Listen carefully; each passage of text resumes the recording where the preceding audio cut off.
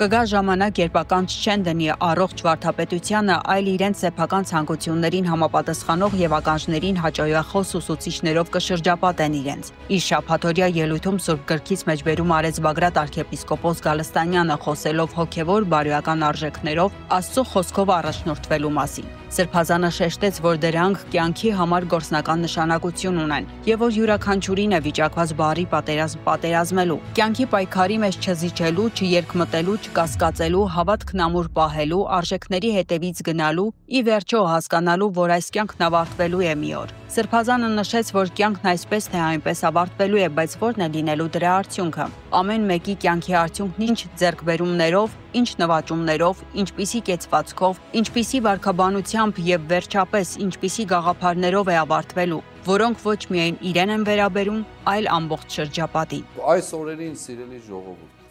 մենք անընդհատ խոսել ենք, խոսում ենք այն անհրաժեշտության մասին,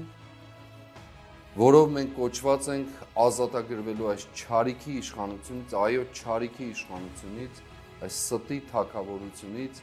եւ վերականգնելու մեր կյանքը, վերադառնալու տուն մեր հայրենական ժառանգությանը եւ տեր կանգնելու այդ հայրենական ժառանգության իր ամբողջ վայելչությամբ։